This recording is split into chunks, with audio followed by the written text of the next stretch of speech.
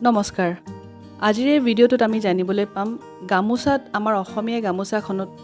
কি বস্তু থাকে তাৰমানে অধিকাংশ মানুহে নাজানে ময়ো নাজানিছিলোঁ এতিয়া গম পাই পেলাই মই ভাবিছোঁ আপোনালোককো জনাই দিওঁ আমাৰ অসমীয়া গামোচাখন আমাৰ এটা খুব মৰ্যাদাৰ বস্তু আৰু তাত যে ইমানবিলাক বস্তু আছে নাজানিছিলোঁৱে আমাৰ পিয়ৰ অসমীয়া গামোচা সেইখনত এফালে ফুল থাকে আৰু এফালে পাৰি থাকে আৰু এই ফুল আৰু পাৰি এয়া বেলেগ বেলেগ অৰ্থ বুজায় ফুলে বুজায় প্ৰকৃতি মানে স্ত্ৰী আৰু পাৰি যোন ভাগ আছে সেয়া হ'ল আপোনাৰ পুৰুষ বুজায় যিটোকে আমাৰ সৃষ্টিৰ এটাই নিয়ম পুৰুষ আৰু মহিলাৰ হেৰিটোতে আমাৰ জীৱনটো চলি থাকে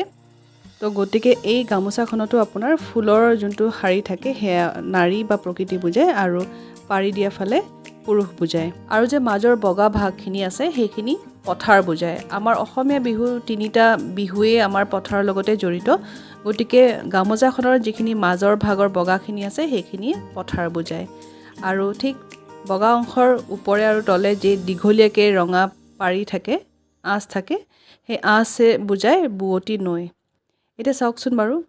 আমাৰ অসমীয়া গামোচাখনত যে ইমান অৰ্থ সোমাই আছে নাৰী বা প্ৰকৃতি পুৰুষ পথাৰ বুৱতী নৈ এনেকুৱা ধৰণৰ হৈ গৈছে এই গামোচাখনেই বিতৰ্কিতভাৱে বেলেগ বেলেগ ষ্টাইলত বনাবলৈ আৰম্ভ কৰিছে সেইটো আচলতে হ'ব নালাগে আৰু ইয়াৰ ভিতৰতে আৰু এটা কথা মাংগলিক কাৰ্যত ব্যৱহাৰ কৰা গামোচাখনত সদায় এফালে ফুল আৰু এফালে আঁচ বা পাৰি থকাখনহে ব্যৱহাৰ কৰিব লাগে আৰু ৰঙালী বিহুত যেতিয়া বিহুৱান দিওঁ আমি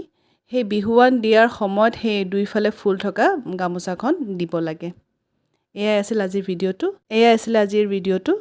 গতিকে আজিলৈ ইমানেই লগ পাম বেলেগ ভিডিঅ'ত কিবা অন্য এটা টপিক লৈ পেলাই আজিলৈ ইমানেই ধন্যবাদ